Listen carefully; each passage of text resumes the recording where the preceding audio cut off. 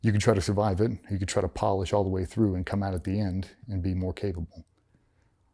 My advice that I was given to me was take every day like it's your last day and try to absorb as much knowledge out of that fucking place as possible. And that's what I did every day. There's a lot of pressure to perform. We talked about that addiction. Every day you want to perform, and the fear of, because now I had that falling out with my parents, the thought of not making it now really set home. The thought that I would have to come home and look at Patsy after all the shit she's been through and tell her I didn't make it. I couldn't fathom it. It haunted me at night. Wasn't sleeping. The pressure consumed me.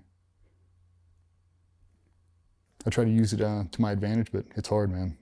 It's hard when every day. It's like you see the best dude I've ever worked with just got dropped.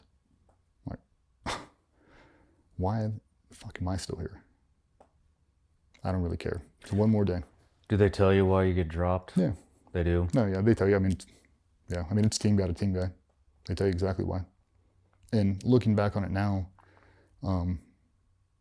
that's exactly how it has to be, because you know what the end state is. Like, I mean, it's hard for people to hear, like, your ego gets put in check, but you're not good enough to be here. Whether that be a personality thing, a performance thing, it doesn't really matter. Like, you can try to come back or you can't. Does everybody have the option to come back? No. Or you have to be invited back? I didn't invite back. Do you go through the screening again, or No, they give you a class up?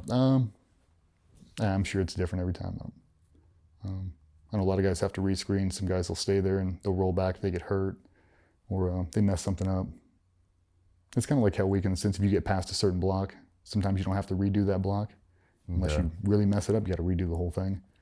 Which, I mean, that's what most people don't realize is how hard that place is physically. Like the screen tests are double what it is to get in the buds. That's the bare minimum. Like if you're not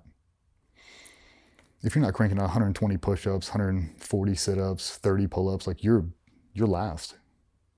Like if you do the minimums, you're not going. You have to be a freak. Which was good. We were afforded a lot of time to train and get ready for it, and a lot of time in the shoot house, a lot of time shooting, mentally preparing for it. And that was right at the height of like the human performance aspects.